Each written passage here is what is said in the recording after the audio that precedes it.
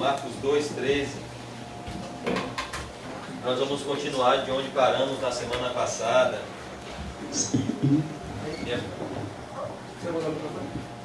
É bom, né? Quero.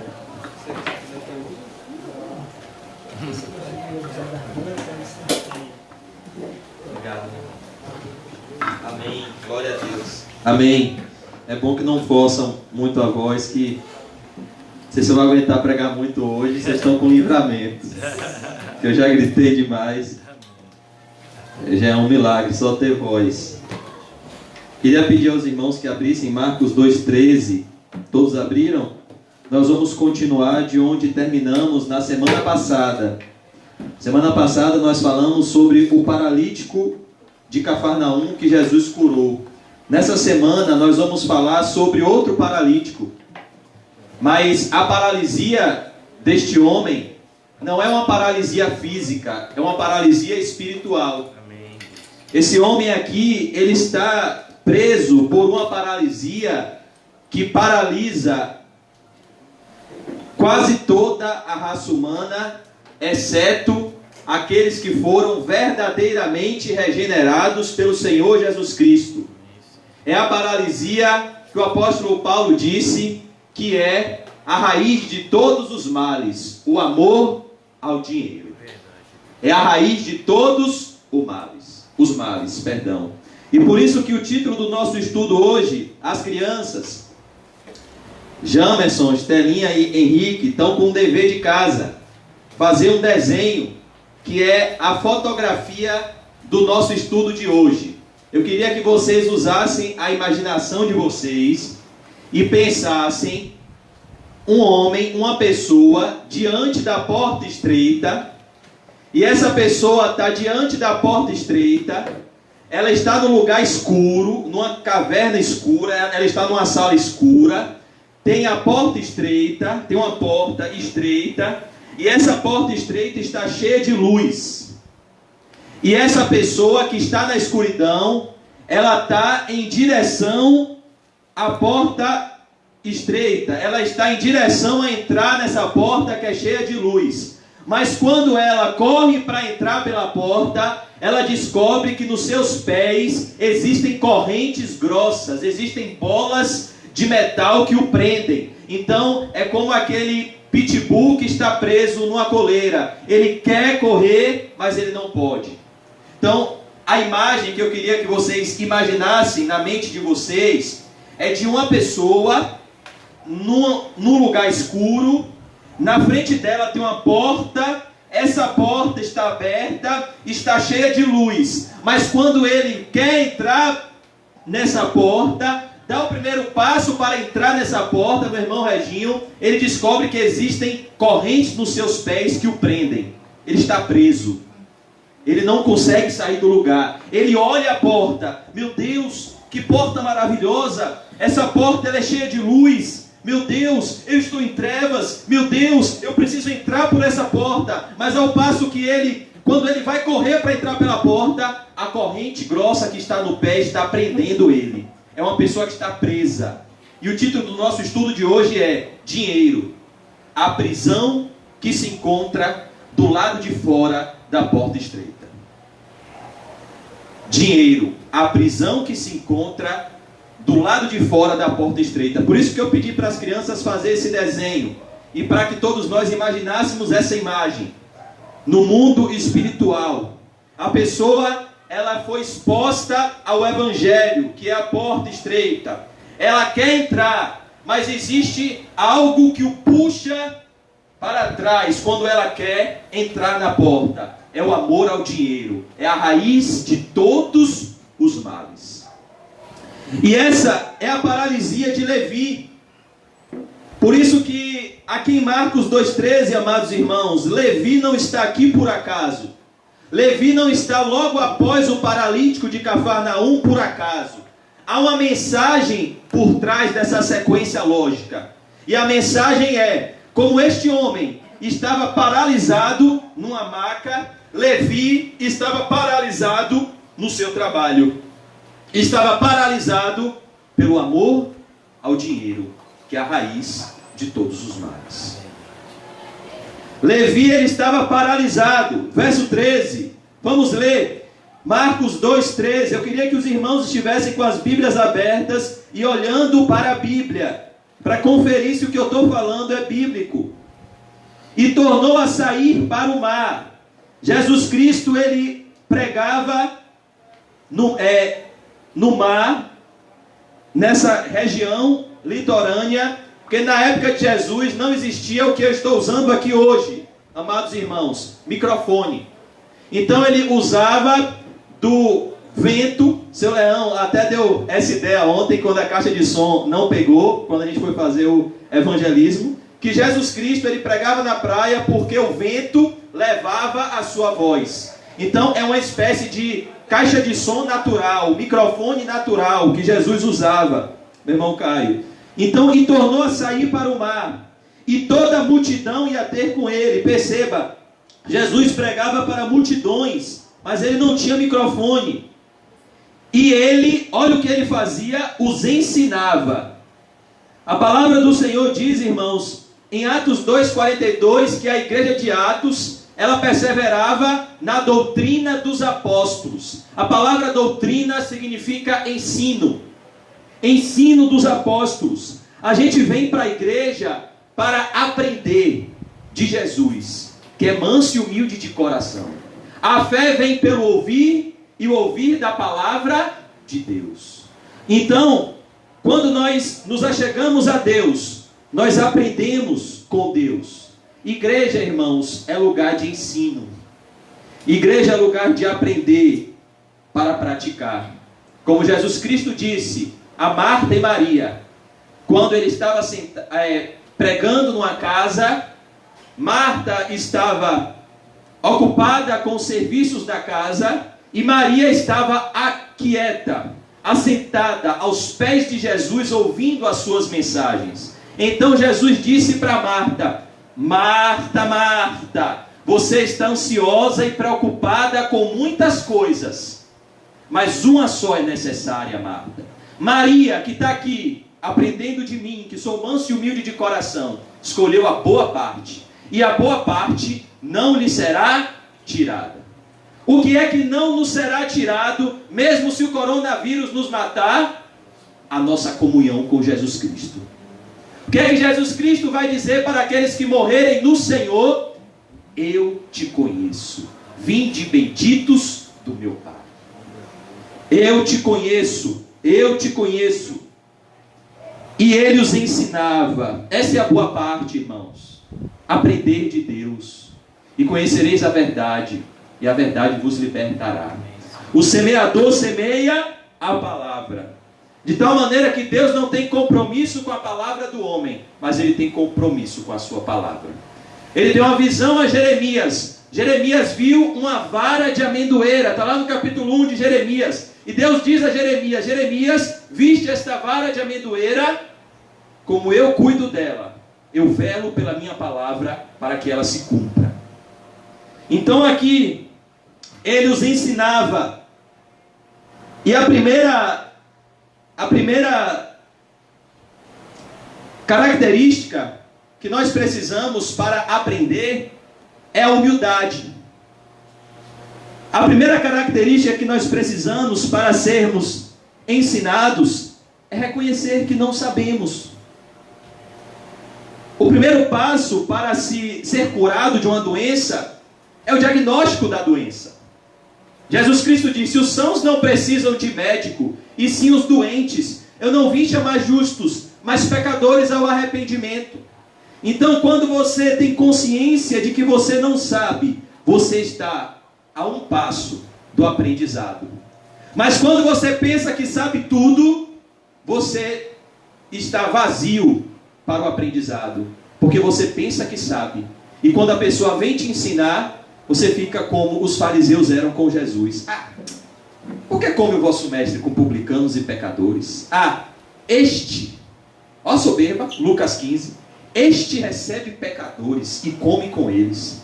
Aí Jesus conta 3 parábolas: a ovelha perdida, a dracma perdida e o filho pródigo. E o filho mais velho, que eram eles, que estavam perdidos dentro da casa do pai por conta do orgulho, como Paulinho pregou Qual era o problema de Naamã? Orgulho. Naamã não era ensinável. Como o irmão Paulinho louvou. Naamã foi até Eliseu. Eliseu não foi até Naamã, mandou o seu moço dizer: olha, dá 7 mergulhos no Rio Jordão e você será curado. Naamã mostrou o quê? Seu orgulho. Ah, no Rio Jordão, mal sabia ele que era o rio que Jesus seria batizado. Ah, o Rio Jordão não poderia ser um rio melhor. E ele não acata, não aprende com Eliseu. Ele era orgulhoso.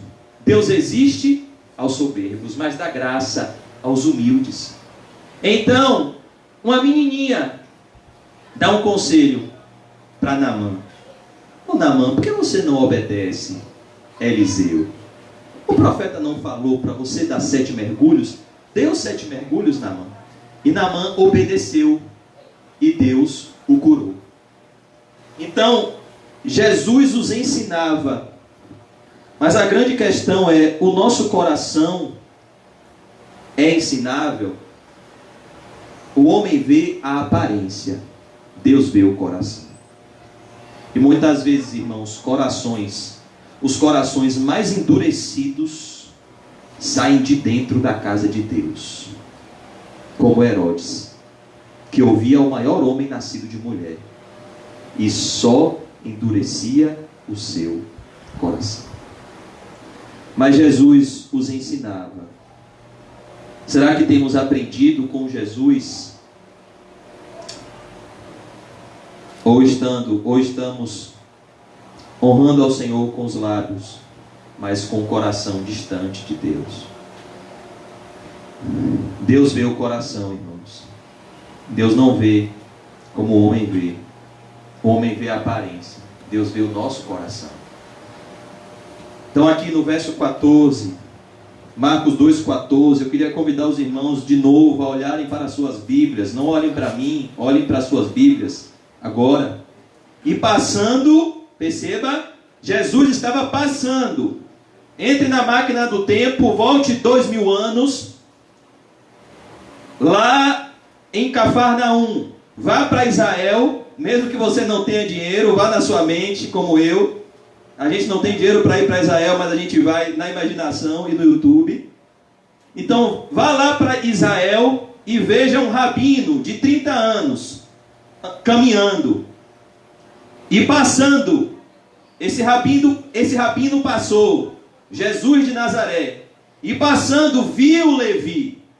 Perceba, Levi não viu Jesus, mas Jesus viu Levi. Não somos nós que escolhemos a Deus. Deus é quem nos escolhe. Efésios 2:1 diz: Ele nos deu vida, estando nós mortos em delitos e pecados. E passando, viu Levi.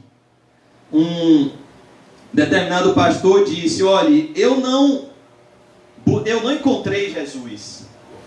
Foi ele que me encontrou. O perdido era eu, e não ele.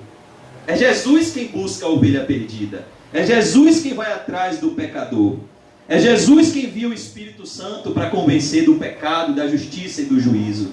É Jesus que nos atrai com cordas de amor, de graça, de misericórdia. Jesus tem uma paciência com a gente, irmãos, que nenhum de nós teríamos com nós mesmos ou com outras pessoas. Por isso que Jesus colocou 12 homens. Se você for estudar quem eram eles, você vai dizer: não é possível que Jesus botou esses homens para se amar um ao outro. Jesus botou um publicano e um zelote para caminhar junto. Botou um pescador que andava com a peixeira na cintura para ser o líder da igreja. Imagine. E colocou todo mundo para se amar. É como você pegar uma pessoa que defende Bolsonaro e uma pessoa que defende Lula livre, botar para caminhar junto e dividir o pão, olha, e evangelizar junto. Já pensou? Uma pessoa que defendia Bolsonaro e outra pessoa que defende Lula livre, pregando a palavra de Deus juntos, falando do amor de Deus, falando do arrependimento. O que é isso? O poder transformador do amor. Jesus amou todos eles até o fim. E eles se sentiam amados. Então eles aprenderam a amar uns aos outros. Porque aquele que ama procede de Deus. Aquele que não ama não conhece a Deus, porque Deus é amor. Por que Caim matou Abel? Porque ele era do maligno. Quem odeia seu irmão, a Bíblia diz, ainda está em trevas profundas. Não, mas eu amo a Deus. Você ama um Deus que não vê e odeia seu irmão que vê. João disse: mentiroso. Mentiroso. A gente tem que amar o próximo como Cristo nos amou. Não é nem como a nós mesmos, é mais. Por isso que Jesus Cristo disse: ninguém pode pôr vinho novo em outro velho, porque vai se romper e a pessoa vai dizer: o velho é melhor. Porque a vida que Jesus pede no Novo Testamento sem o Espírito Santo é impossível. Sabe o que Jesus disse? Um novo mandamento vos dou, que vos ameis uns aos outros como a si mesmos. Ele disse: como eu vos amei. Que amor é esse? Incondicional. É um amor como Cristo te ama.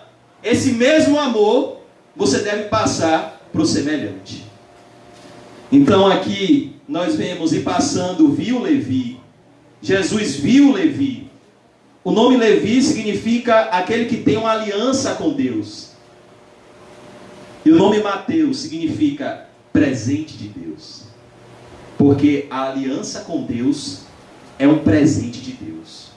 Porque a aliança com Deus não está alicerçada na nossa fidelidade para com Deus, mas na fidelidade de Deus para conosco, que nos dá um novo coração e então nos faz fiéis a Ele em retorno, em gratidão. Porque nós só o amamos porque Ele nos amou primeiro. Quem ama a Deus é porque recebeu um coração para amá-lo. Então a glória é de Deus, não é nossa. Nós não temos motivos nenhum, irmãos, para recebermos um pingo de elogio. Se tem alguém que merece receber todo o elogio, é Jesus. O homem de Deus dizia: tudo que você vê de bom em mim é Cristo, purinho. E tudo que você vê de ruim em mim sou eu, purinho. Porque Cristo é sem pecado. Ele é puro e santo e reto. Passando viu Levi. Será que foi por acaso que Jesus passou por esse lugar? Foi por acaso que o pastor Nizam veio pregar no depósito de gás, que na época estava sendo gerenciado por um irmão chamado Antônio Carlos? Foi por acaso que o ganhando dinheiro, teve uma pessoa que disse para seu pai: rapaz, que não tinha dinheiro, viu? Agora o negócio está pegando para ele. A pessoa foi lá na loja e falou com meu pai. Então, o pastor Nizam chegou, Quinho estava lá vendendo gás, né? Ganhando a comissãozinha boa ainda. E quem foi que viu Quinho aqui no Alto das Pombas? Jesus. Quem foi que trouxe o pastor Nizam para fazer um estudo no depósito da Brasil Gás do Alto das Pombas? Jesus puro. Quem foi que tirou Quinho dessa prisão antes da porta estreita? Quem foi que chegou com a espada do Espírito e quebrou essa cadeia que estava nos pés de Quinho? Pois ele estava na igreja do falso evangelho, que pregava a riqueza. Ele chegou a comprar até o livro, né, Quinho? Como era o nome do livro? Ganhei. Ele ganhou. Diga o nome do livro. Como ser um cristão milionário. Como ser um cristão milionário. Era o livro que Quinho estava lendo antes do pastor Nizam chegar aqui, viu, irmão? Mas aí, Jesus chegou na frente, com o estudo bíblico, chegou no pezinho de Quinho e ó, cortou essa corrente. Se o Filho vos libertar, verdadeiramente sereis livres. E Quinho fez o quê? Entrou na porta estreita. Está percorrendo o caminho apertado. E passando viu Levi. Jesus vê você antes que você veja ele. Jesus já tinha visto Zaqueu antes que Zaqueu visse a ele. Zaqueu, bora, desce depressa, Zaqueu. Hoje a salvação chegou nessa casa. Desce depressa, se humilha, Zaqueu, que eu vou para a sua casa, Zaqueu, te dá a alegria da salvação.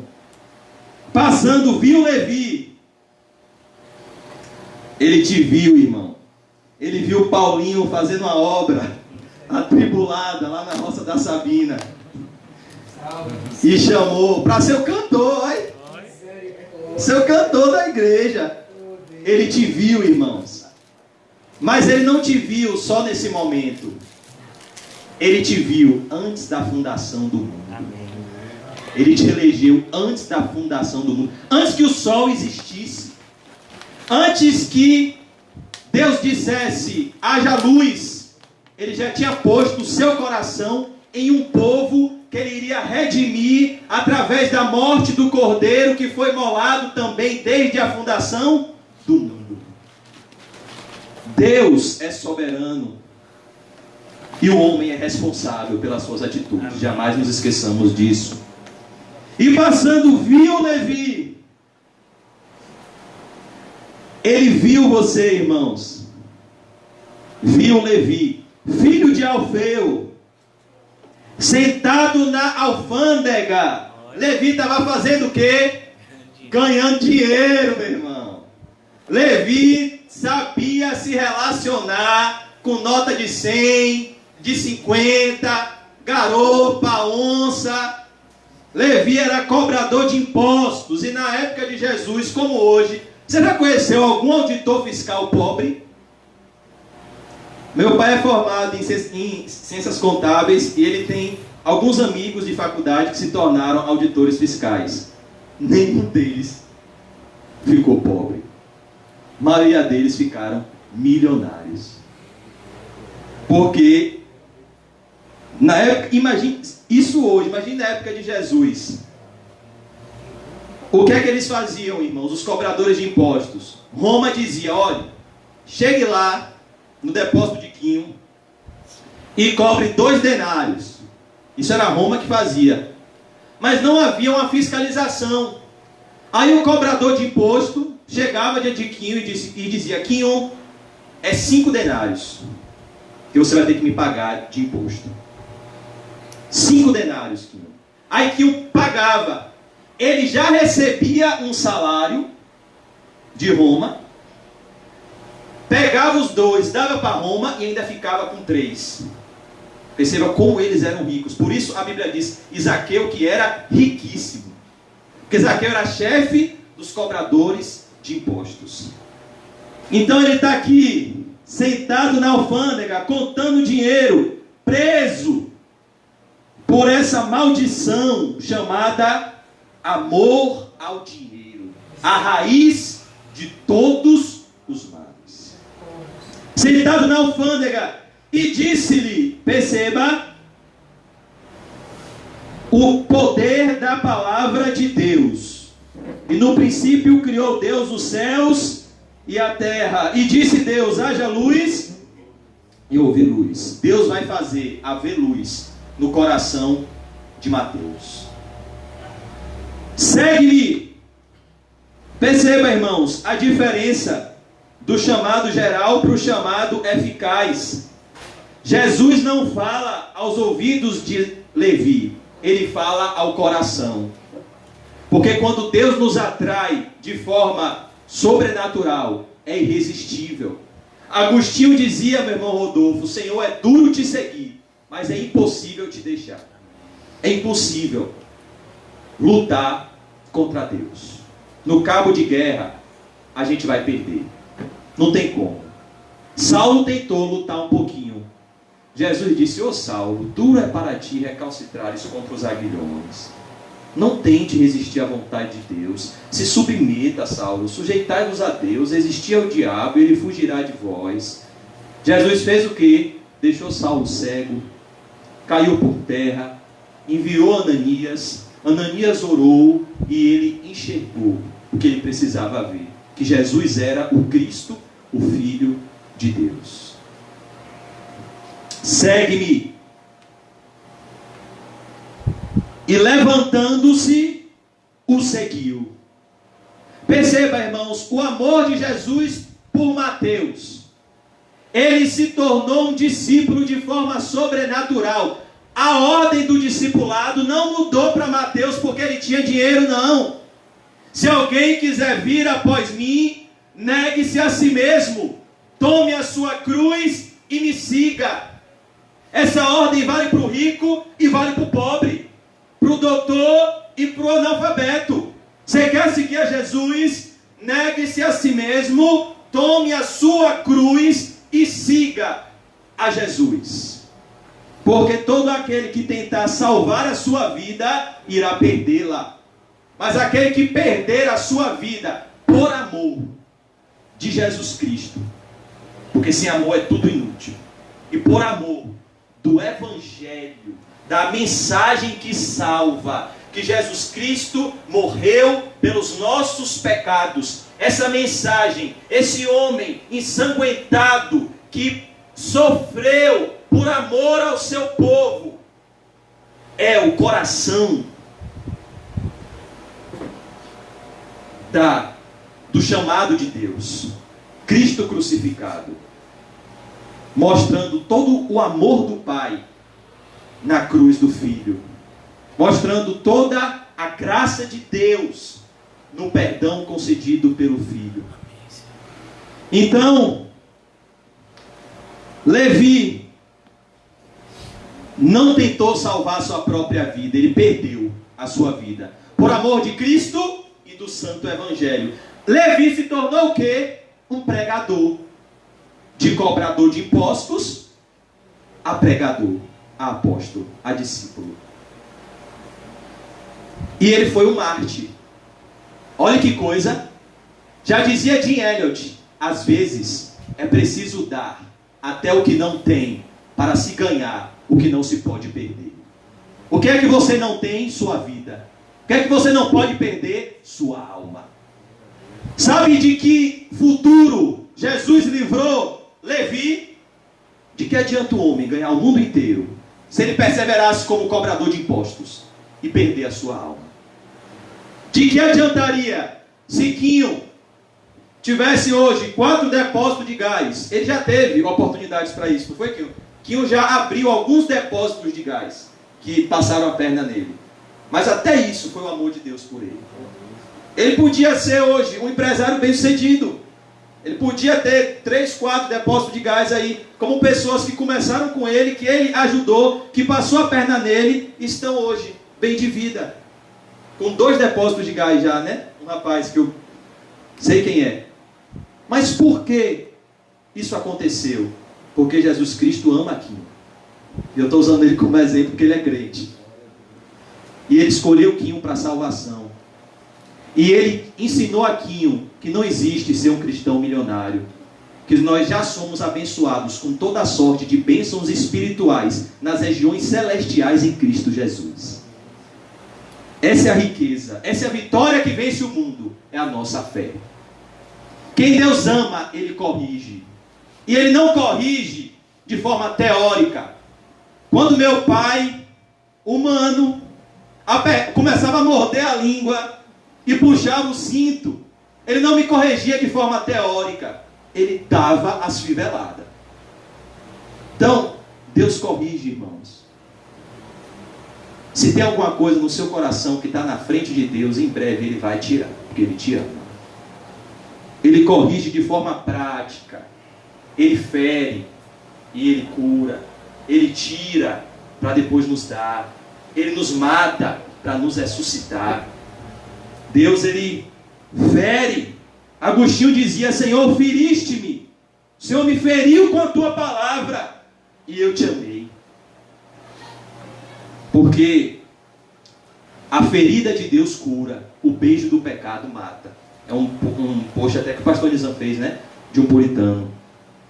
A palavra de Deus não é um cotonete, é uma espada, viva e eficaz. É por isso que quando o pregador maneja a palavra de Deus como obreiro aprovado, as pessoas que não são ovelhas de Cristo, elas sentem comichão no ouvido. Uma vez, meu vizinho falou assim para mim: ah, Juninho, quando eu ouço algum cristão falando da palavra de Deus, me dá um negócio no ouvido, eu fico com vontade de ir embora. A palavra de Deus explica isso aí. 2 Timóteo 4,3. Não suportarão a sã doutrina, mas tendo comichão nos ouvidos, levantarão para si doutores segundo suas próprias concupiscências. Ah não, eu não quero um pastor com a espada viva e eficaz para me ferir. Eu quero um pastor com uma pena para passar nas minhas costas, assim, para fazer um carinho na minha cabeça. É esse o pastor que eu quero. É um pastor que fale o que eu quero ouvir. Um pastor segundo a minha concupiscência. Eu quero ficar rico, então eu quero um pastor que fale que eu tenho que ser rico, e eu posso ser rico, e eu posso entrar no céu com minha riqueza. Eu quero um pastor que diga isso. Um pastor que diz, ajunte tesouro no céu, eu não quero. Então Levi, ele teve que cumprir Lucas 14:33. Qualquer um dentre vós que não renuncia a tudo quanto possui, não pode ser meu discípulo. Lucas é um evangelho sinótico e diz assim: e abandonando a tudo, se levantou e seguiu a Jesus. Ele abandonou a tudo. E ele recebeu o presente de Deus, e ele foi um presente de Deus para a igreja. Ele escreveu o Evangelho de Jesus Cristo, segundo o relato de Mateus.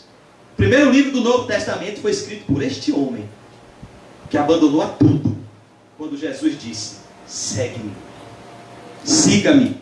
E levantando-se, o seguiu. Mas eu queria convidar os irmãos a abrirem a Bíblia em Mateus 6:19.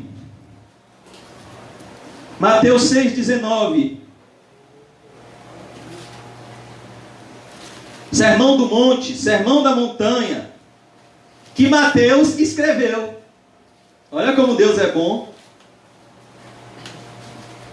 Vamos falar uma passagem que Mateus escreveu. Ele escreveu no grego, mas foram essas palavras que ele escreveu por graça e misericórdia, e a gente pode ler e se debruçar nessa passagem gloriosa das Escrituras, que pode libertar o homem dessa prisão e fazê-lo entrar pela porta que nunca mais será fechada para aqueles que entram por ela, a porta estreita, a porta do céu. Mateus 6:19. Todos os irmãos abriram? Amém. Vou fazer mais um pedido. Não olhem para mim, olhem para a Bíblia agora. Deixe que o texto fale com você. Deixe o texto falar. Não. O que significa não? Não. O que é não? Não pode. Não ajunteis. O que é ajuntar? Acumular. Guardar no depósito. Tesouros. O que é tesouro? Aquilo que é precioso para você. Na terra. O que é terra? Essa vida passageira. Onde a traça e a ferrugem tudo consomem. Aqui na terra tudo se desgasta. Talvez na época do meu pai, na época, por exemplo, dos pais do pastor Nizam, uma Brasília era um carrão. Quem tinha uma Brasília era pessoa rica. Um Opala era a máquina. Na época de seu Leão, na época de seu Hélio, um Opala era o carro. Mas chegue no Opala hoje, que era um carrão na época, provavelmente você não vai ser valorizado. Porque aqui na terra, a traça e a ferrugem corroem. As coisas se desgastam muito rapidamente. Tudo consomem. E onde os ladrões, olha quem aparece aqui, eu conheço eles, viu? Não que eu tenha intimidade com eles não, mas eles se apresentam até a minha pessoa. Ô, tudo bem? Tava até com saudade de você, rapaz. Te encontrei na Lapa, te encontrei no seu trabalho. Agora você vem pra boca do rio, eu tô aqui. Quem é? Os ladrões. Eles me conhecem muito bem, irmão. E onde os ladrões minam e roubam. Irmãos, ter dinheiro é tão perigoso. O pastor Nizam pode te contar esse testemunho. Tem um jovem que ele frequentou alguns estudos bíblicos, na época que era lá no prédio do irmão João. E ele passava uma situação financeira bem difícil. Ele foi colega de faculdade do pastor Nizam. Mas ele esperava uma causa absurda, uma causa milionária sair. de herança do pai dele que morreu. E um dia, ele era bem flexível, ele ia para o estudo, mas ao mesmo tempo que estava com o João, com o pastor Nizam, eu quero Jesus, era bem flexível do filme O Peregrino. Via um ímpio, ele dizia, não quero mais Jesus não. E essa herança saiu em torno de 17 a 20 milhões de reais. Do dia para a noite, esse rapaz ficou rico. E um dia eu estava lá no posto do irmão João, conversando com ele, e ele chegou lá no Volvo, conversando com o irmão João. Joãozinho, rapaz, eu queria até ficar com o escritório aqui no Vitória Center, mas aqui o ICMS é muito alto, por isso que eu estou lá em Simões Filho, para pagar menos imposto e tal, com aquela pompa, me atribulando todo, cheio de... né? E, resumindo, irmãos, ele foi morar num flat de luxo, no corredor da Vitória. E o que o dinheiro atrai? Falsos amigos.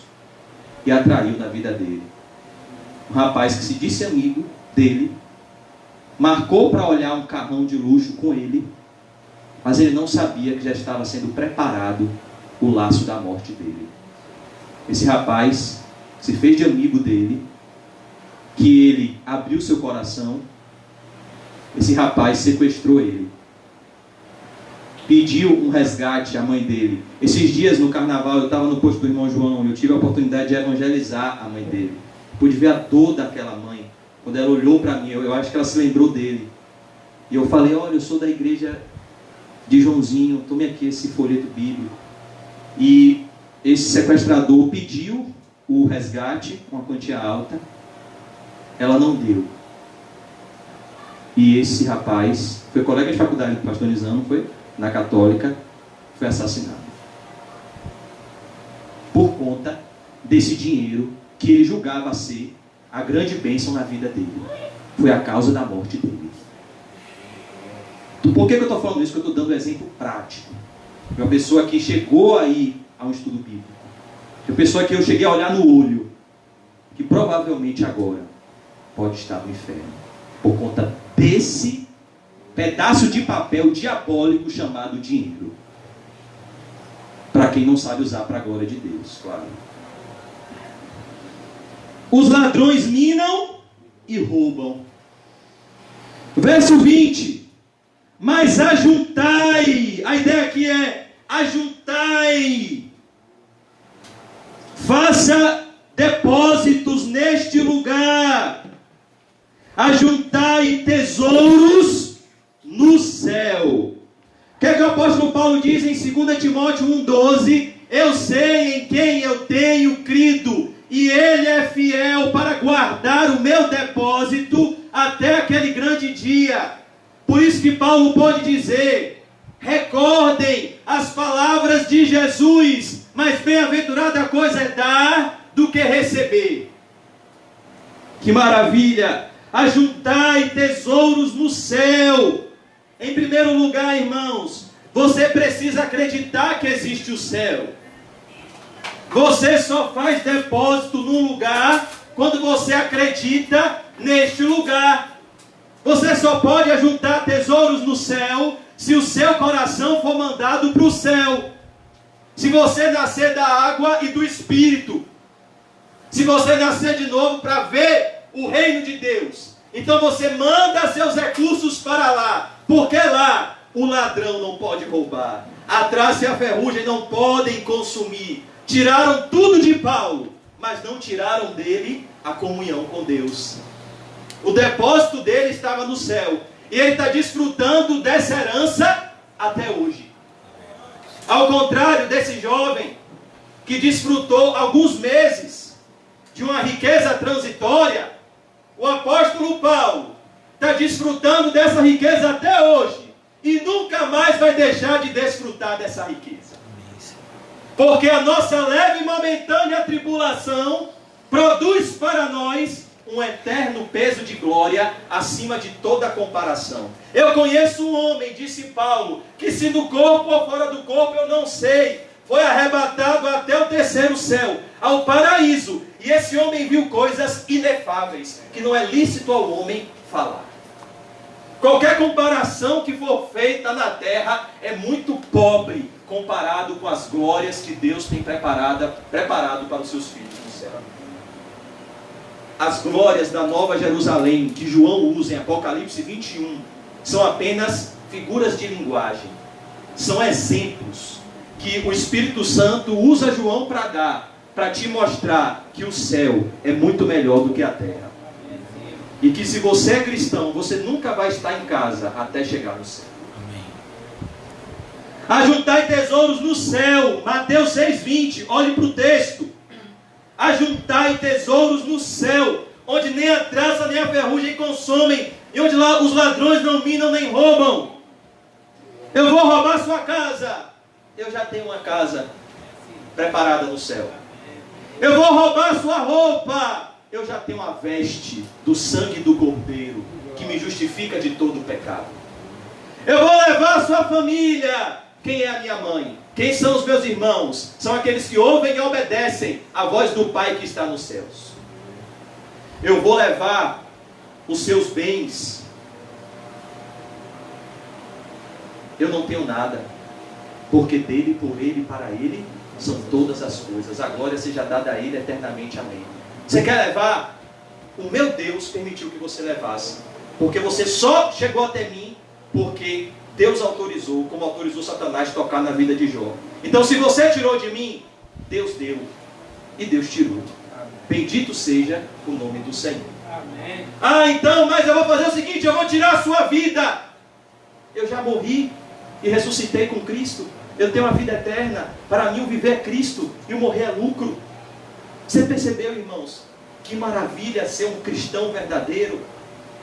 Por isso que o pastor Nizam fez um post esses dias: ô irmãos, orem para que Deus os transforme em cristãos verdadeiros. Porque um cristão verdadeiro é um instrumento poderoso nas mãos de Deus. Porque se lhe tirarem tudo, ele ainda tem tudo. Porque o tudo dele é Jesus, que é muito mais do que tudo. Jesus é a vida eterna, irmãos. Ninguém pode tocar nas ovelhas de Jesus. As minhas ovelhas ouvem a minha voz e me seguem, e eu lhes dou a vida eterna. Ninguém as arrebatará da minha mão, porque o Pai que me deu é maior do que todos, e eu e o Pai somos um. Ninguém tira uma ovelha de Jesus das mãos dele. Nem a morte, nem a vida, nem as coisas do presente, nem do porvir, nem altura, nem profundidade, nem poderes, nem principados, nem potestades, nem qualquer outra criatura, no céu ou na terra, pode nos separar do amor de Deus em Cristo Jesus, o nosso Senhor. Nada, nada, nada rouba o tesouro de um verdadeiro cristão. Verso 21, eu vou pedir mais uma vez: olhem para a Bíblia, não olhem para mim. Olhem para a Bíblia. Por quê? Agora, irmãos, Jesus vai fazer aqui um check-up, um ecocardiograma, a saber onde é que está mesmo o nosso tesouro. Porque onde estiver o vosso tesouro, aí estará também o vosso coração. O que é tesouro? Aquilo que é importante para você. Me diga com quem você gasta o seu tempo, que eu te direi quem é o seu Deus. Me diga quais são suas amizades, e eu te direi quem é o seu Deus. Me diga o que ocupa a sua mente, e eu te direi quem é o seu Deus. Onde estiver o vosso tesouro, aí estará também o vosso coração. O que é o coração na Bíblia, irmãos? O coração é o centro das emoções, é a totalidade da vida humana. O coração fala de sentimentos, intenções do coração, pensamentos, o que está por detrás das ações. São as intenções do coração. Por isso a Bíblia diz: enganoso é o coração e desesperadamente corrupto. Sobre tudo que se deve guardar, guarda o seu coração. Dele procede as entradas e as saídas da vida. Por isso Davi disse: guardei a tua palavra onde? No meu coração. Com qual propósito? Para não pecar contra ti. Porque o que contamina o homem não é o que entra, é o que sai. Porque o que sai do homem vem do coração. E é do coração que procedem os males da vida humana. Porque a boca fala o que o coração está cheio. Então aqui Jesus vai dizer: onde está o vosso tesouro, aí estará também o vosso coração. O que é que você sente prazer em falar? Rapaz, como é que está a economia? E o coronavírus? Rapaz, e aí? E isso, e aquilo? Seu tesouro está onde? No céu ou na terra? A boca fala que o coração está cheio. Um coração cheio do céu fala: e aí? E o reino de Deus? E a oração do Pai Nosso? Pai Nosso que estás nos céus, santificado seja o teu nome, venha o teu reino. E o avanço do reino de Deus? Certo, está todo mundo aí preocupado com o coronavírus, mas e o avanço do reino de Deus? Seja feita a tua vontade, assim na terra como no céu. E a obediência a Deus, que os anjos têm no céu, que as criaturas devem ter na terra. Seja feita a tua vontade, assim na terra como no céu. Pão nosso de cada dia nos dai hoje. Então, aqui nós aprendemos onde está o teu tesouro. Onde é que está seu tesouro, irmãos? O que é importante para você hoje? Aí estará também o vosso coração. Aquilo que é importante para você é onde você está fincando as suas raízes e criando as suas esperanças. Se você está ajuntando tesouros na terra, eu tenho uma palavra de Deus para você. 2 Pedro 3,7. Você está ajuntando para o fogo. A Bíblia diz que esse céu e essa terra está sendo entesourado para o fogo. Sabe o que diz Provérbios 11,4? De nada aproveitam as riquezas no dia da ira. Quando a ira de Deus vier, de que adianta ser rico? Mas a justiça do Evangelho de Jesus Cristo livra da morte. É o que diz Provérbios 11,4. De nada adianta, irmãos, riqueza diante de Deus. A igreja que era rica, Jesus estava com vontade de vomitar. Sabe quando o corpo humano vomita? Quando ele está rejeitando algo. Laodiceia, a igreja mais rica das 7 igrejas do Apocalipse. Jesus disse: eu estou a ponto de vomitar-te da minha boca. Você está me causando náuseas, Laodiceia, com a sua preocupação com dinheiro. Pelo amor de Deus, pare de pensar em dinheiro. E a igreja que era rica, Esmirna, vocês estão dizendo que vocês são pobres, mas eu digo que vocês são ricos, porque vocês têm um depósito no céu. Amém. Que traça e ferrugem não corroem, e ladrão não mina nem rouba. Esmirna. E Policarpo, que era o pastor de Esmirna. Ali estará também o vosso coração. Onde é que está o seu tesouro, irmãos? Ali estará também o vosso coração.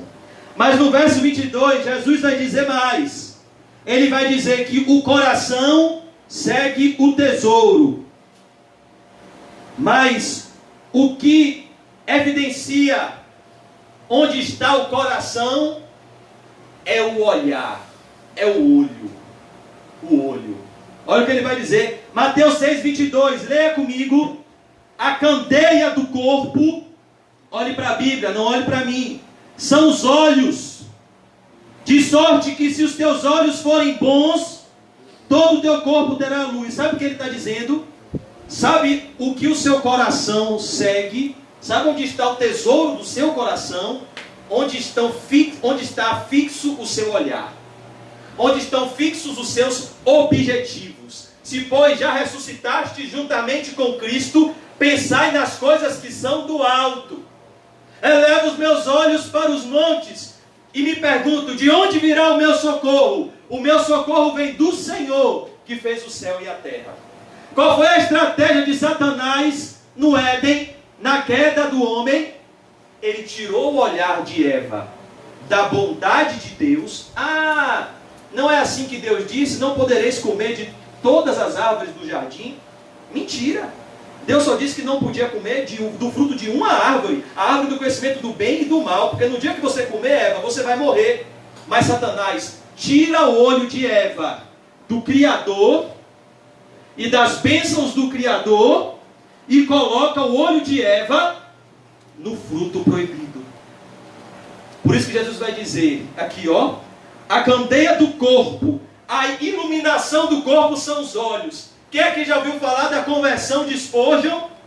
Que o sapateiro gritava: olhe para Jesus, olhai para mim e sede salvos, pois todos os confins da terra. Não olhe para você, olhe para Jesus. Não olhe para as circunstâncias, não olhe para a força do vento como Pedro, não olhe para o coronavírus, não olhe para o governo, não olhe para os homens, olhe para Jesus. A candeia do corpo são os olhos, e diga: salva-me, Senhor, para que Ele te levante e te salve. De sorte que, se os teus olhos forem bons, ou seja, se o teu olho estiver no tesouro correto, quem é o tesouro correto? Jesus.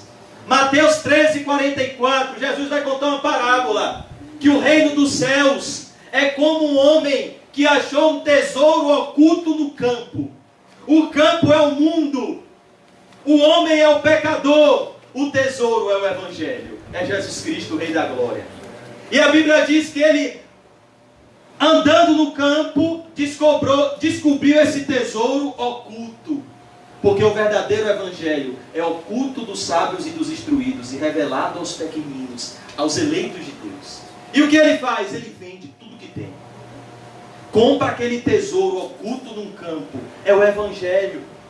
O Evangelho de Jesus Cristo é um tesouro que está escondido para os homens naturais, para os homens que estão cegos, como aquele cego de nascença. Mas quando você tem os olhos espirituais abertos, você vende tudo que tem e compra esse campo, e pega esse campo e vive por esse campo, que é Jesus Cristo. Esse tesouro, oculto no campo, que é Jesus Cristo. Esse tesouro no céu. Ele depois disse que é como um comerciante que comerciava pérolas. Mas então, ele comerciando pérolas, eu tenho uma pérola aqui para vender, e aí, vamos trocar. A Bíblia diz que esse comerciante encontrou uma pérola de grande valor, que ofuscou o brilho de todas as outras pérolas. Quem é essa pérola? O rosto de Jesus, a face de Jesus, o olhar de Jesus, que quebra a dureza do mais duro coração, que quebrou a dureza de Pedro e o fez chorar amargamente como uma criança. E esse comerciante vende tudo, compra essa pérola e vive por essa pérola. Aquilo que para mim era lucro, reputei como perda, disse Paulo. E na verdade tenho por perda todas as coisas, comparado com a sublimidade do conhecimento de Cristo Jesus, meu Senhor.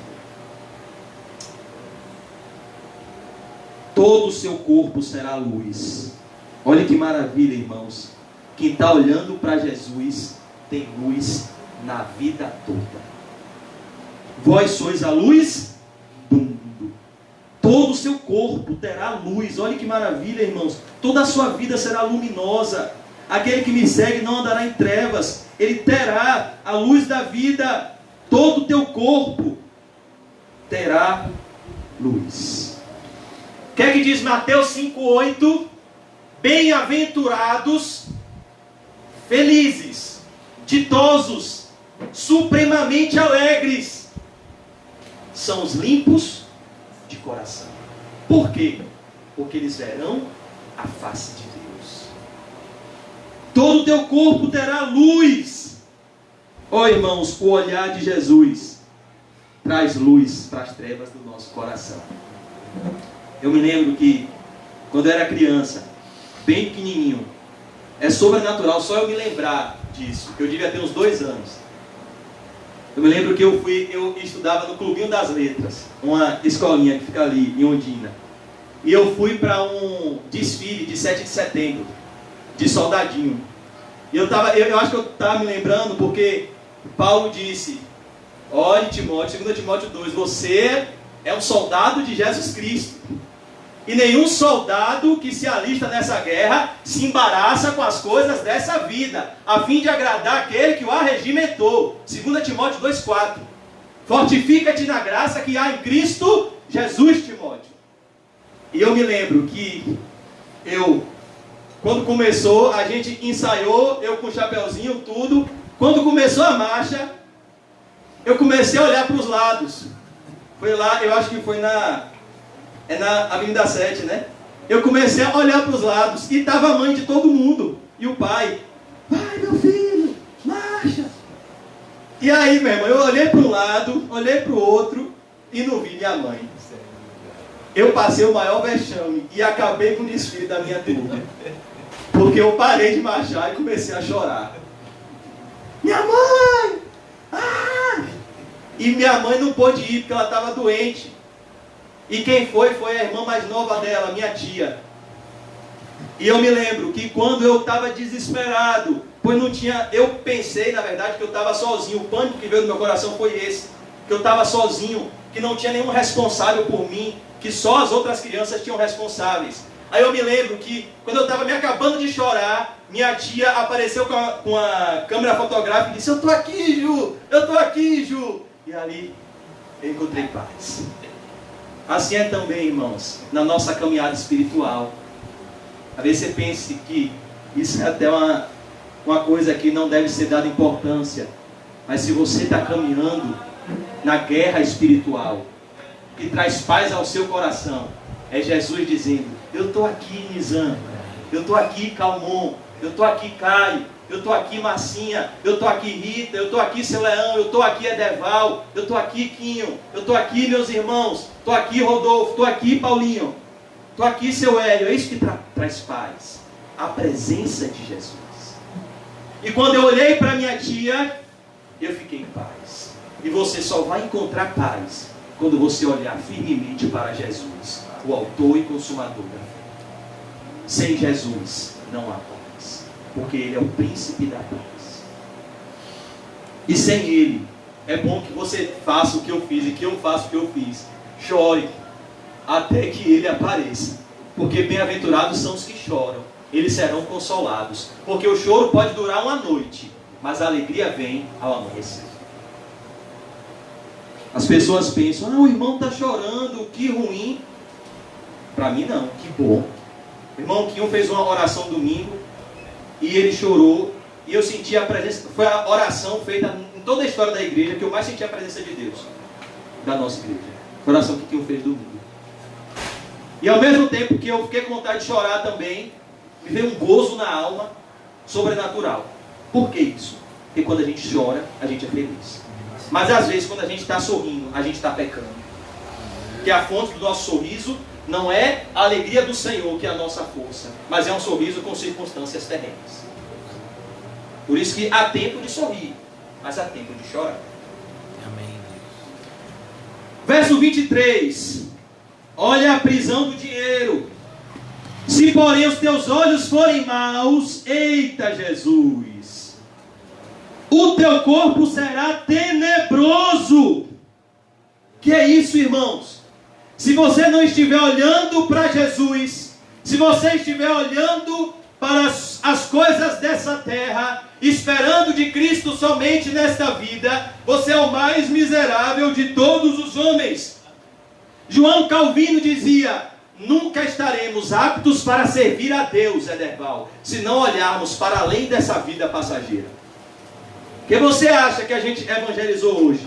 Para ganhar almas? Para trazer pessoas para a igreja? Não. Porque eu sei que na eternidade, Deus tem um galardão para aqueles que obedeceram.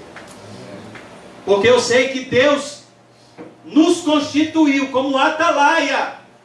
Ezequiel 3:33.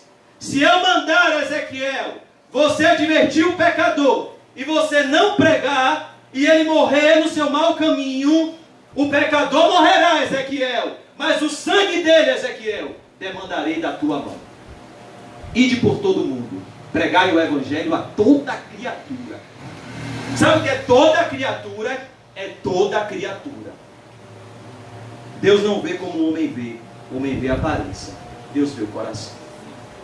Os eleitos de Deus são os mais improváveis aos olhos dos homens, porque Deus escolhe aqueles que não são, para reduzir a nada os que pensam que são, para que ninguém se glorie na presença de Deus, mas que todos digam: a Deus toda a honra e toda a glória.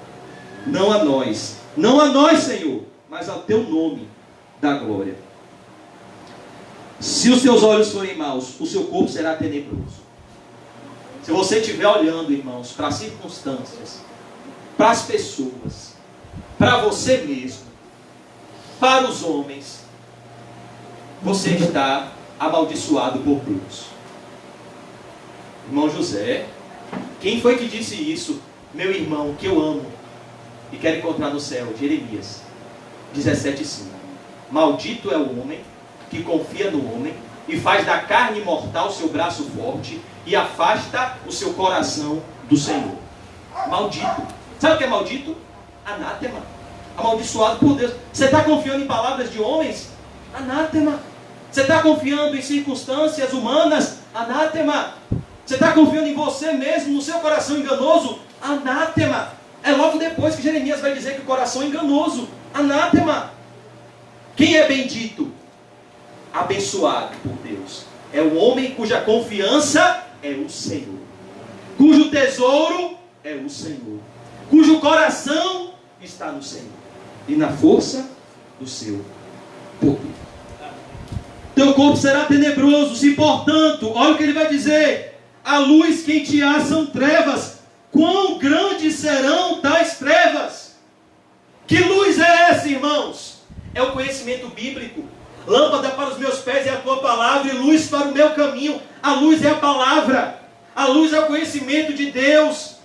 Mas já dizia Thomas Watson, o conhecimento do ser humano, o conhecimento bíblico do homem que não se arrepende é a sentença da sua condenação.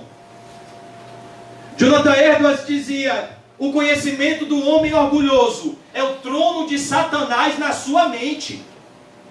Tem conhecimento bíblico que não salva não, que condena. O conhecimento dos fariseus. E qual é o problema dos fariseus? Eles eram amantes de si mesmos e do dinheiro. Lucas 16:14. Jesus disse que não pode servir a Deus e às riquezas. Ele vai repetir o que ele vai dizer agora aqui no verso 24. Depois dele contar a parábola do administrador infiel. E é depois de ser escarnecido pelos fariseus que ele vai contar a parábola do rico e do Lázaro. E a Bíblia diz que os fariseus que eram avarentos, irmão Rodolfo, ou quando ouviram Jesus pregar sobre isso, começaram a ridicularizar a Jesus. Zombar. Esse carpinteiro, olha a cara dele de pobre. Ele quer ensinar para a gente, os doutores da lei, os mestres de Israel. Esse rabino, que um dia desse estava fazendo mesa na Galiléia, filho de José e de Maria, pobre, que tinha lá suas irmãs, seus irmãos. Esse aí está dizendo que a gente não pode servir a Deus e as riquezas. Quem é ele? Ó. E eles eram os doutores da lei. O conhecimento deles era o trono de Satanás na mente deles. Jesus disse: vocês, fariseus, que usam a Bíblia para justificar pecado, justificam a vocês mesmos diante dos homens, mas eu conheço o vosso coração. Aquilo que é levado entre os homens é abominação diante de Deus. Sabe onde é que estão os verdadeiros cristãos? Não estão nas páginas do YouTube nem do Facebook. Estão em oculto, glorificando a Deus em secreto. E eles vão morrer, eles vão se encontrar com Cristo embaixo do trono, como está lá em Apocalipse 6. Eles vão ser mártires. Esses são os cristãos verdadeiros. Eles brilham, mas os homens naturais não aplaudem o seu brilho, porque o brilho deles é para os homens espirituais. Eles brilham aonde os homens não veem luz, porque são cegos. Esses são os verdadeiros cristãos. Eu fiquei impactado um dia desses, quando eu vi um cristão na Somália, só pele e osso, dizendo que agradecia a Deus pela tortura, porque ele pôde crescer na graça e no conhecimento de Jesus Cristo, sendo torturado numa prisão. Não é, irmãos, um like no Facebook e no YouTube. Não é uma curtida ou um coraçãozinho que vai nos fazer crescer na graça e no conhecimento. É o sofrimento por amor a Cristo e ao seu Evangelho. É a vida de quem vive na presença de Deus, como Elias. O Deus perante cuja face eu estou. Não tem aplauso dos homens. Tem perseguição dos homens.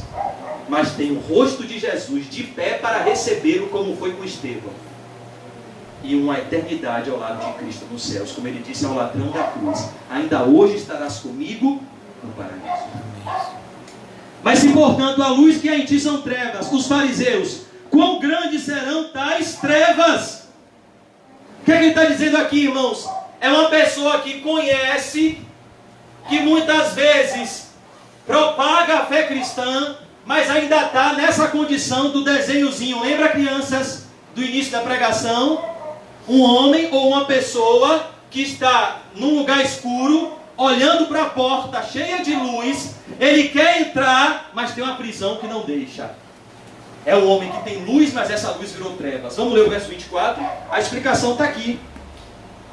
Ninguém pode servir a dois senhores, porque ou há de odiar um e amar o outro. Irmão, leia com calma, olhe para a Bíblia, não olhe para mim. Leia com calma essa passagem. Ninguém pode servir a dois senhores, porque ou há de odiar um e amar o outro, ou se dedicará a um e desprezará o outro. Não podeis servir a Deus e a Mamon. Jesus coloca o dinheiro como uma divindade cultuada pelos homens. Mamon, um ídolo adorado no coração dos homens. Certa feita perguntaram para o homem mais rico do mundo, John Rockefeller, o que ele precisava para ser feliz. Ele respondeu: um pouco mais. Porque a Bíblia diz em Eclesiastes 5:10, quem ama o dinheiro, jamais dele se farta.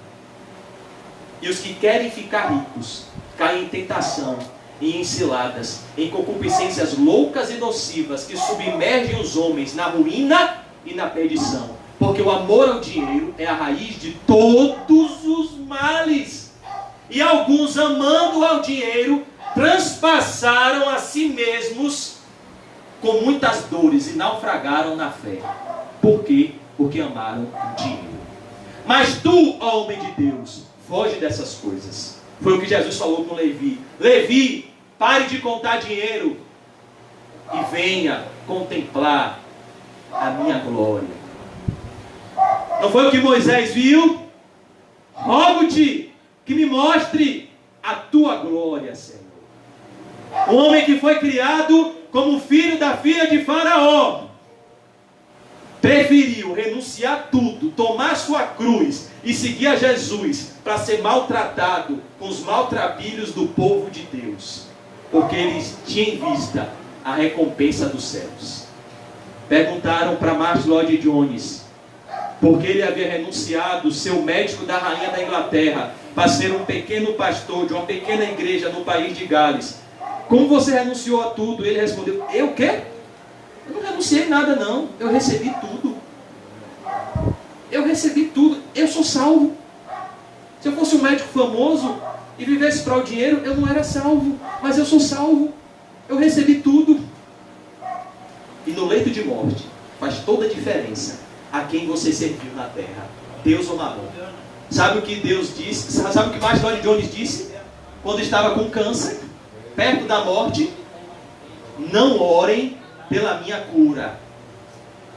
Por favor. Ele chamou a família e os membros da igreja: não orem pela minha cura. Não me detenha das glórias do céu, pelo amor de Deus. Eu já escrevi tanto livro aqui, já preguei tanto sermão. Tem um pastor chamado J.I. Packer, que está vivo até hoje. Ele disse que o que impactou ele foi, novinho, entrar na capela de Westminster, se eu não me engano, e assistir um sermão de Martyn Lloyd-Jones. Ele disse que ele nunca mais foi o mesmo. Mas você acha que o diabo não falava no ouvido dele todo dia? Rapaz, você podia estar ganhando $100 mil por mês. Você podia ser médico da rainha da Inglaterra. Você está aqui pregando o evangelho para esse bocado de gente. Martyn Lloyd-Jones, você é maluco? E ele disse que ele viu o chamado de Cristo na vida dele quando ele passou a se sentir bem ao lado da classe trabalhadora, ao lado de pessoas humildes. Ele viu que Deus o havia separado para pregar a palavra de Deus. Mas ele teve que abandonar o serviço ao dinheiro. Os pastores hoje querem o quê? Servir a Deus e ao dinheiro. Não pode. Os pastores hoje querem o quê? O melhor de Deus e o melhor do mundo. Não tem como, irmãos. Ou há de odiar um. Olha, irmão, medite aqui no verso 24, para a gente concluir. Não vou tomar mais seu tempo, não. Mas medite aqui no verso 24. Medite nessa declaração. A minha Bíblia está em vermelho, porque aqui é Jesus que está pregando, viu? Não é um pregador, não é um apóstolo, não. É Jesus que está pregando isso aqui. Mateus 6, 24. Porque ou há de odiar um e amar o outro. Sabe o que Jesus está dizendo, irmãos? Quem ama o dinheiro, odeia a Deus. Não, mas está na igreja.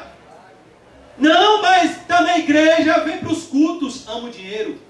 Você odeia a Deus. E amar o outro, e você ama Mamon. Mas se você ama a Deus, você odeia Mamon. E Mamon não é colocado no seu bolso, nem no seu coração. Onde é que a oferta era colocada, irmãos, nos apóstolos? Aos pés. Barnabé colocou o dinheiro do campo que vendeu aos pés dos apóstolos. Que eles estavam dizendo: o dinheiro aqui não manda. Aqui quem manda é Jesus Cristo, que é o cabeça da igreja. Eu não tenho prata nem ouro, mas o que eu tenho eu te digo: levanta-te e anda. É o que a igreja tem. Jesus Cristo e este crucificado. O que é que a comunidade da cristã Vida Eterna oferece? Jesus Cristo e este crucificado. O que é que nós oferecemos? Jesus Cristo e este crucificado. Se você quer Cristo, você está no lugar certo. Se você quer dinheiro, você está no lugar errado. Tem uma Universal aqui na frente, mais próxima de você, que tem escrito: não pare de sofrer. Mas se você quer dinheiro, é o lugar mais propício. Ou há de odiar um e amar o outro. O que foi que Jesus mostrou para o jovem rico? O jovem rico, irmãos, é esse exemplo claro desse homem diante da porta, cheia de luz, ele numa sala escura. Quando a porta chamou ele para entrar na luz, o jovem rico foi preso pela corrente grossa no seu pé, e ele não pôde passar, ele recuou. Porque Jesus disse: você não ama a Deus não, jovem rico. Você odeia a Deus, você ama o dinheiro. Queres entrar na vida? Você não quer mesmo entrar no céu? Bom mestre, que farei para herdar a vida eterna? Sabes os mandamentos? Sei. Honra teu pai e tua mãe. Não adulterarás. Não furtarás. Você sabe os mandamentos? Sei. Tudo isso, Senhor, eu ainda tenho guardado desde a minha mocidade. Olha como eu sou bom, Jesus. Jesus disse: quer entrar no céu mesmo? Quer passar a eternidade com Deus? Vai, vende tudo que tens. Não me dê nada não, que eu não quero nada do seu dinheiro. Quem me sustenta é o meu Pai, que é Deus. Vende tudo que tens, dá aos pobres. Terás um tesouro no céu. Depois vem e me segue. Ele amou o dinheiro e odiou a Jesus. Ele foi embora triste. A Bíblia diz que antes de Jesus falar isso, um dos evangelhos diz que Jesus fitou nele o seu olhar e o amou.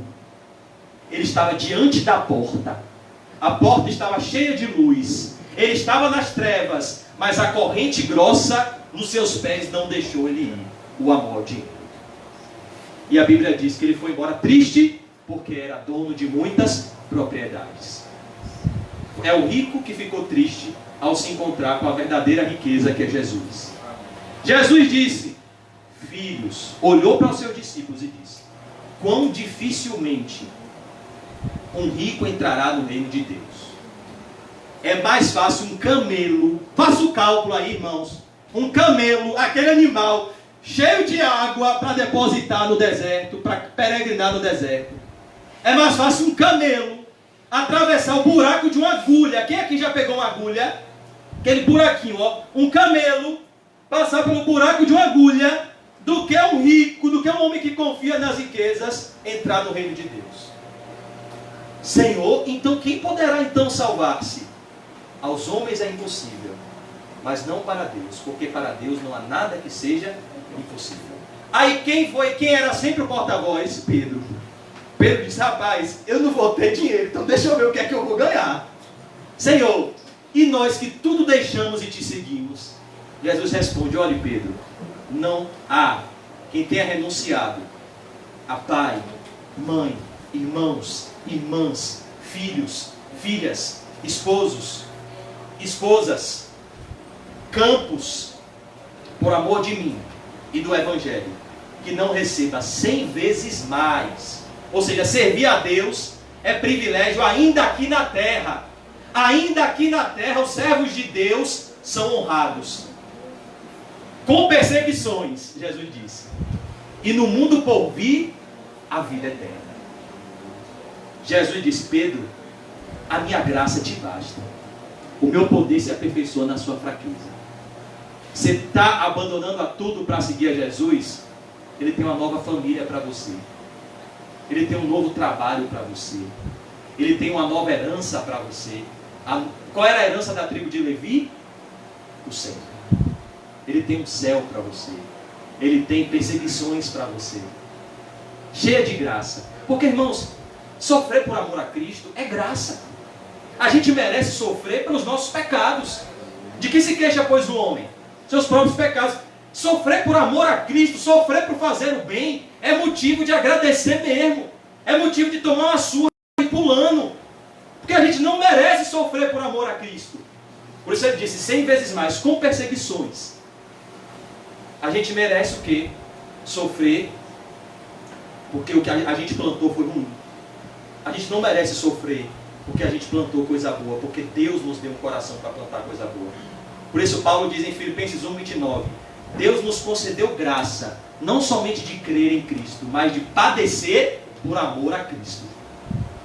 A igreja não diz pare de sofrer, a igreja diz venha sofrer o sofrimento certo. É o sofrimento da glória de Deus, que tem a anestesia da graça. É um sofrimento prazeroso, que só entende quem tem o Espírito Santo. Para o homem natural, esse sofrimento é loucura. Por isso que ele disse, e no mundo por vir, a vida é eterna. Concluindo, verso 24. Odiar um e amar o outro. Está vendo? O que é que o dinheiro faz? O dinheiro chega para você e diz, me ame. Aí Jesus chega para você e diz, ouve, ó Israel, o Senhor vosso Deus é o único Deus. Amarás o Senhor teu Deus de todo o teu coração, de toda a tua alma, de toda a tua força, de todo o teu entendimento, e amarás o teu próximo como a ti mesmo. Ou você vai para o farol de Itapuã, ou você vai para o farol da Barra. Ou você vai amar o dinheiro, ou você vai amar a Jesus. Os dois não tem como. E amar o outro. Agora, concluindo, irmãos, olha o verso 24, Mateus 6, 24. Olhe para a Bíblia, não olhe para mim não. Agora, porque ou há de odiar um e amar o outro, ou se dedicará a um e desprezará o outro. Sabe o que Jesus está dizendo aqui? 1 Samuel 2,30. Aos que me honram, eu honrarei. Aos que me desprezam, eu desprezarei. Sabe o que o dinheiro chama você para fazer? Despreze a Deus e me honre, pois eu sou Mamon. Eu te dou conforto, eu dou boa educação para seus filhos, eu dou plano de saúde bom para você, eu te dou um carro confortável, eu te dou uma casa de luxo, eu te dou o aplauso dos homens, eu te dou a pompa e todas as glórias deste mundo, como Satanás prometeu a Jesus. Todos os reinos e todas as glórias deste mundo te darei, se prostrado me adorares. É a proposta de Mamon. Salve a sua vida e eu vou preencher o vazio do seu coração. É isso que Mamon promete. Mas ele concede isso? Não. Mamon prometeu isso a Judas. Olhe, Judas, você vai ficar seguindo esse carpinteiro. Você já está vendo aí que ele nem de dinheiro gosta. Ele bota o dinheiro todo na sua mão, Judas, e deixa você roubar. Ele nem está aí que você está roubando, Judas. Você vai seguir esse camarada mesmo? Um camarada que não repreendeu Maria, porque derramou um perfume de nardo puro na sua cabeça, e ainda disse: os pobres sempre tendes convosco, mas quanto a mim nem sempre me tendes. O que essa mulher fez, onde o meu evangelho for pregado, eu lembrarei o ato dessa mulher. Ela me honrou e desprezou Mamon. Mamon chegou para Judas e disse: você vai ficar servindo esse Jesus? Está vendo, Judas? Me sirva, rapaz. Eu vou te dar satisfação, Judas. Eu vou te dar felicidade, Judas. Eu sou Mamon, eu sou dinheiro. Quem manda aqui no mundo é dinheiro, Judas. Não é esse pobre carpinteiro que você está seguindo, não. Que disse que tem que comer a carne dele, beber o sangue dele para entrar na vida eterna. Que nada, Judas. Venha, me adore, me honre, despreze esse Jesus. Judas obedeceu. Na última ceia, Jesus se entristeceu. Um dentre vós me trairá. É o que coloca a mão comigo e me dá. Molhou um pedaço de pão, colocou na boca de Judas e disse: o que tens de fazer, faz-o depressa. Satanás entrou em Judas e Mamon falou mais alto.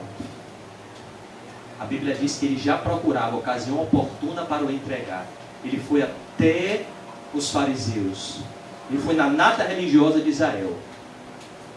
E a primeira proposta que fizeram, ele vendeu. Quanto é? 30? Fechado o negócio. Mamon que vai preencher o vazio do meu coração. É o dinheiro que vai me fazer feliz. Está fechado. Venha, me dê as 30 moedas. Ó, eu estava lá com ele agora. Nós celebramos a última Páscoa. E ele vai subir agora. Ele vai passar pelo vale de Cedron. Ele vai subir o Monte das Oliveiras. Ele vai lá para o Getsemane. Ele está indo para lá. Pode ir lá, que vocês vão encontrar ele. Agora me dê 30 moedas. Me dê logo meu dinheiro, vai. Ele ainda foi o guia dos que prenderam a Jesus. Quando a guarda veio, ele ainda foi com eles.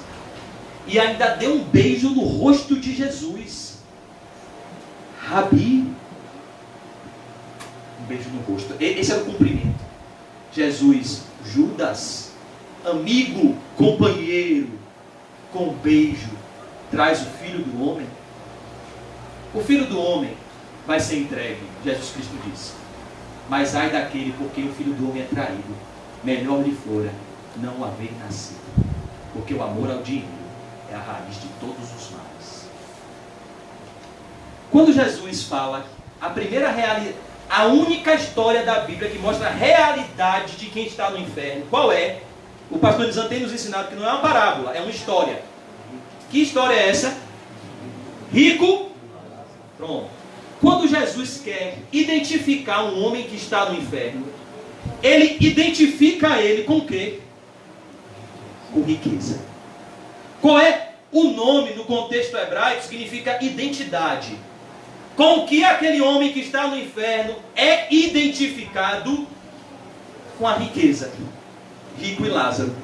Havia um homem rico que se vestia de púrpura e de linho finíssimo e vivia todos os dias regalado e esplendidamente. Havia um mendigo chamado Lázaro que vivia às margens do rico e desejava as migalhas que caíam da mesa do rico e ninguém lhe dava nada, e os cães vinham lamber as suas feridas. E aconteceu morrer a Lázaro e foi levado pelos anjos para o seio de Abraão, para o céu. Mas o rico morreu. Ele acordou no inferno, em tormentos, desejando uma gota de água. Ó, Jesus une um homem que está no inferno, como Judas, como Saul, ao amor, ao dinheiro, à riqueza. A identificação de Deus para com ele é: você foi rico, sua consolação foi na terra. Ai de vocês ricos, já recebestes a vossa consolação. Lucas 12, Jesus fala de um homem que viveu a vida toda para Mamon. Ele construiu celeiros, ele teve uma grande colheita, ele derrubou os celeiros, construiu novos celeiros e disse: agora eu estou aposentado. Come, minha alma, folga, bebe, regala-te, tens muitos bens para contigo. É a pessoa que planejou aquela aposentadoria dos sonhos, aquela aposentadoria gorda, a pessoa que comprou um monte de casa de aluguel e deixou lá E ele disse: agora eu tenho tudo o que eu quis. E Jesus Cristo disse que Deus olhou para esse homem e disse: louco, essa noite pedirei a tua alma. E o que tens preparado? E para quem será? Até o cachorrinho hoje veio ouvir a pregação, não foi? Então, Jesus disse: louco, essa noite pedirei a tua alma. Quem foi que Jesus chamou de louco? O rico, que viveu só para a riqueza. E quem foi que Jesus chamou de sábio? Lázaro, que viveu para a glória de Deus. Por isso, Mateus 6,24 conclui: ou se dedicará a um e desprezará o outro. Ô irmão, se você quiser ficar rico, você vai ter que se dedicar. Eu nunca vi um rico que não fosse dedicado. Eu conheço um rapaz que ele era funcionário do meu pai. E em 2003 ele abriu uma empresa com capital nosso. Ele era muito amigo de meu pai. E eu dei o nome da empresa. Eu era criança. Ortossono Colchões. E esse rapaz, de 2003 para cá, ficou milionário. Riquíssimo. Mas, irmãos, ele vive pela empresa. A vida dele são as empresas dele. A vida dele foi empreender, empreender e empreender. Construiu 2 prédios. Tem uma renda hoje muito grande. Tudo que quis. Ficava atento nos negócios, tal. Eu já evangelizei ele. Ô meu irmão, o camarada olha assim: ô Juninho, oh meu Deus do céu, você quer falar de quê? Jesus, eu vou perder meu tempo. Vou sair do meu apartamento no Lepar, na parte de luxo, para ir no estudo bíblico. Vou tirar minha Hilux zero da garagem, para ir ouvir essa mensagem aí de arrependimento, de inferno, de céu. Pelo amor de Deus, meu filho, eu tenho mais o que fazer. Eu tenho mais empresas a abrir. Eu tenho mais patrimônio para conquistar. Pelo amor de Deus, meu filho, para de falar disso para mim. Porque quem se dedica ao dinheiro, despreza a Deus. Mas quem se dedica a Deus, despreza o dinheiro. Naamã ofereceu dinheiro para quem? Eliseu. Sabe o que Eliseu disse? Eu não quero nada seu, Naamã. Quem fez o milagre foi Deus. De graça recebestes, de graça dai. Ó, pegue seu dinheiro, Naamã, e vá embora e glorifique ao Deus de Israel, porque foi Ele que me usou. A glória é de Deus. Vá embora. Quem me sustenta é Deus. O moço de Eliseu, quando bateu o olho nos presentes de Naamã, oh meu Deus do céu, ficou igual o tio Patinhas, Geazi. O olho começou a brilhar. Como é, Eliseu? Rapaz, ele pegou, ó, de mansinho, foi até Naamã, Geazi, e disse: oi Naamã, eu vim aqui em nome de Eliseu. Pensou uma pessoa chegar: ô meu irmão, eu vim aqui pedir dinheiro em nome do pastor Nizam pro CAC. A obra está precisando, a gente tem um centro de recuperação. E assim, a gente está precisando de recursos. Você pode me dar um dinheirinho para o CAC, meu bolso? E Geazi chegou lá diante de Naamã e teve essa cara de pau, irmãos. Isso foi muito sério. Ele disse: olhe, eu quero a oferta. Eu vim aqui, Eliseu vai receber. Ele usou o nome de Eliseu. Por isso que ele ficou leproso. Eu quero, em nome de Eliseu aqui, a oferta. Eliseu vai receber. Naamã foi e deu aquele ouro, aquela prata, aquele bronze para Geazi. E ele saiu achando que fez um ótimo negócio. Ganhei minha vida, salvei minha vida. Agora vou ter uma aposentadoria para o resto da vida. Quando ele chega até Eliseu, Deus já me mostrou, viu, Geazi? Em espírito, Deus me mostrou você indo lá pedindo o dinheiro a Naamã. Sabe o que vai acontecer, Geazi? A lepra de Naamã agora é para você e para sua família. E na hora Geazi ficou leproso. Porque o amor ao dinheiro é a raiz de todos os males. Quem serve a Deus despreza o dinheiro, como os apóstolos. O dinheiro pode até chegar na minha mão, mas ele não chega no meu coração. Ele está debaixo dos meus pés para ser usado para a glória de Deus e não para a minha glória. Para que eu ajunte tesouros no céu e não na terra.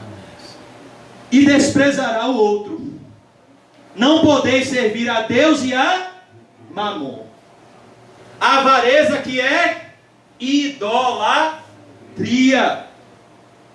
Então perceba, irmãos, por que Jesus cortou o mal pela raiz na vida de Levi? Levi, segue-me. Porque ele tirou esse ídolo para que ele reinasse no coração de Levi. Para que Jesus reine, Mamon tem que sair. Você não pode ficar em cima do muro, porque o muro é do diabo. Você precisa se decidir. Até quando cocheareis entre dois pensamentos? Se Baal é Deus, segue-o. Jesus está dizendo, se Mamon é Deus, siga Mamon. Mas se Jeová é Deus, siga Ele de todo o coração. Ele vai te sustentar. É o amor ao dinheiro que nos deixa cegos para a doutrina da providência de Deus. Entrega os teus caminhos ao Senhor. Confia nele, irmãos. E Ele tudo fará. Mas o dinheiro não faz você confiar. Que aquele que não poupou seu próprio filho, antes por todos nós o entregou, não é capaz de nos dar juntamente com Ele todas as coisas. Que o Deus que matou Jesus na cruz e ressuscitou dentre os mortos, não pode colocar comida na nossa mesa. Não pode nos sustentar até o último dia da nossa vida. Esse não é o Deus da Bíblia. O Deus da Bíblia é aquele que trabalha para aquele que nele espera. O Deus da Bíblia é aquele que sustenta os seus servos, ainda que seja com pão e carne trazido por corvos. Ele sustenta o seu povo, porque Ele é fiel. Ele é santo e verdadeiro. Concluindo, irmãos, não podeis servir a Deus e a Mamon. Como você está hoje? Você está como este homem, como essa pessoa atrás da porta, com a corrente grossa, sem conseguir entrar, como o jovem rico? Ou você vai sair daqui hoje como Zaqueu? Essa corrente vai sair, você vai entrar pela porta e vai dizer, metade dos meus bens eu dou aos pobres, e todo aquele que eu defraudei, restituo 4 vezes mais. Hoje, Zaqueu, a salvação entrou na sua casa, porque Mamon saiu e Jeová entrou. Deus é Deus, irmãos. Queria concluir hoje com a leitura, só a leitura, para a gente fechar os olhos e orar, de 1 Timóteo 6, 9 e 10. Queria convidar os irmãos a lerem comigo em voz alta. 1 Timóteo 6, do verso 6 ao verso 10. Ao verso 11. 1 Timóteo 6, 6 a 11. Para a gente ir para casa com essa palavra no coração. Bendita a perda, irmãos. Perder tudo e ganhar Cristo. Maldita a conquista. Ganhar o mundo e perder a Cristo. 1 Timóteo 6, 6.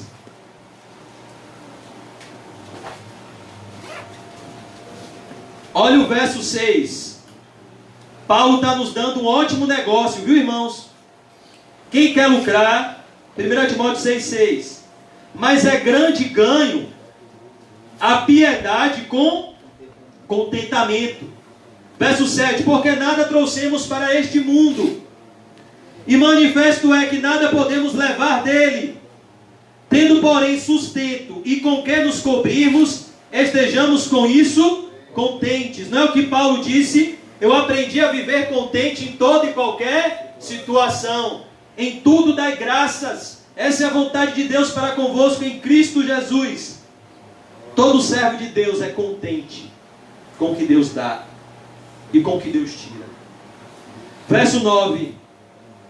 Mas os que querem, olha o perigo, não é só quem é rico, é quem quer ficar rico. Mas os que querem ser ricos, caem em tentação e em laço e em muitas concupiscências loucas e nocivas, que submergem os homens na perdição e ruína. Olhe para a Bíblia, irmão, não olhe para mim não. Verso 10, concluindo: porque o amor do dinheiro é a raiz de toda espécie de males.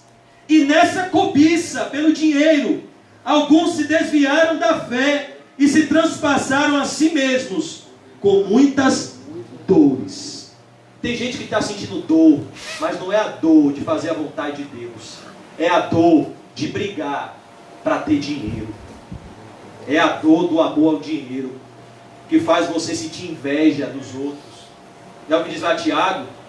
Faz você sentir inveja, faz você olhar para quem tem mais e ficar com o coração cheio de amargura. Ah, meu Deus, por que eu não tenho esse carro? Por que eu não tenho essa casa? O amor ao dinheiro gera dores, mas o perfeito amor de Jesus lança fora todo medo.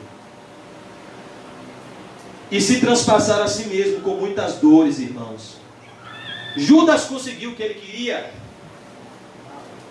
A promessa de Mamon foi verdadeira. Ele conseguiu satisfação. Qual foi o fim de Judas? A Bíblia diz que ele se enforcou. E a Bíblia diz que quando ele se enforcou, foi derramado diante dele, quando ele caiu no chão, derramou-se nele as entranhas. A Bíblia diz que as entranhas de Judas saiu. Ele se espatifou no chão e as entranhas dele ficou derramado, ficou os bofes no chão. É o que o amor ao dinheiro gera. Tanta gente que podia estar firme na igreja, que o pastor Nizam evangelizou, amou, cuidou. Pessoa que estava empregada, com 2 casinhas de aluguel. Para que pegar terreno dos outros? Para quê? Está sentindo dores até hoje, por causa do amor ao dinheiro. Podia estar aqui agora, podia estar comigo evangelizando hoje. Gostava tanto de evangelizar. Eu estou dando esses exemplos, irmãos, porque isso pode acontecer com você e comigo. Esse mal pode acontecer com você. Você pode trocar Jesus por dinheiro, sim. Se você não estiver firme no Senhor e contente com a graça de Deus, você pode trocar ele por 30 moedas de prata. E depois viver transpassado com dores. Não porque está fazendo a vontade de Deus, mas porque se vendeu pelo dinheiro. O amor ao dinheiro é a raiz de todos os males. Isso não mudou. Isso não vai mudar. Isso nunca vai mudar. Você quer ficar rico? Jesus não é uma boa opção para você seguir. Mas tu, assim mesmo, com muitas dores, mas tu, ó homem de Deus. Quem é homem de Deus aqui? Todo mundo. Aqui na Bíblia era Timóteo. Aqui na igreja, todos vocês. Amém? Amém. Tu, ó homem de Deus. Você é homem de Deus ou não? Você é Eliseu ou Geazi? Trabalha para Deus por amor ou por dinheiro? Spurgeon dizia: quem trabalha para Deus por dinheiro, trabalhará para o diabo por um salário melhor. Ô rapaz, eu estou pregando aqui, né? Mas é o seguinte, se você quiser, entendeu, irmão? Me dá uma oferta voluntária. Eu não estou cobrando. Mas é porque teve um custo, eu saí de longe, vim pregar esse sermão. Se você quiser, para me ajudar a manter minha família, eu aceito uma oferta voluntária, viu, irmão? Oh, meu Deus do céu. É muita cara de pau. É muita cara de peroba pedir dinheiro usando o nome de Deus. Quando foi que Jesus cirou e pegou um chicote e expulsou os animais do templo e os cambistas quando estavam fazendo comércio na casa de Deus? Hoje, gente, vocês não sabem que a casa do meu pai é casa de oração. Aqui é lugar de se buscar a face de Deus, de orar ao Pai. Não é lugar de fazer comércio. Vocês transformaram num covil de salteadores. Foge dessas coisas e segue a justiça, a piedade, a fé, o amor, a paciência, a mansidão. Olha o que a gente tem que seguir, irmãos. Justiça, piedade, fé, amor, paciência e mansidão. A verdadeira riqueza é o Espírito Santo. Ser cheio do Espírito Santo de Deus. Vamos orar. Ó Deus, em nome de Jesus Cristo, Senhor, nos ajude, Senhor, a eliminarmos esse mal da nossa vida, o amor ao dinheiro, Senhor. Ó Deus, me ajude a tirar esse mal da minha vida, Pai. A Bíblia diz: examine-se o homem a si mesmo. Eu não posso, Senhor, julgar ninguém segundo o meu próprio entendimento, mas eu posso julgar a mim mesmo, para que eu não me venda diante das propostas de Mamon. Ó Deus, quando Satanás ofereceu toda a riqueza deste mundo ao nosso Salvador Jesus Cristo, Ele nos ensinou a quem devemos servir. Para trás de mim, Satanás, ao Senhor teu Deus adorarás, e só a Ele prestarás culto. Ó Deus, nos dá essa fé, para que possamos dizer isso. Não, Mamon, você não manda na minha vida. Meu rei é Jesus. Ele dá as ordens e eu sigo. Nos ajude, Senhor, a viver dessa forma, ajuntando tesouros no céu e não ajuntando tesouros na terra. Nos ajude, Pai. Nos dá sabedoria para praticar estes ensinamentos e a Te glorificarmos através de um contentamento piedoso. Nos ensina, Senhor, a começar de mim, a viver contente em toda e qualquer situação. Em nome de Jesus, amém. Graças a Deus. Saúde seu irmão com cumprimento santo e diga para ele: cuidado com amor ao dinheiro. Olha aí. Amém.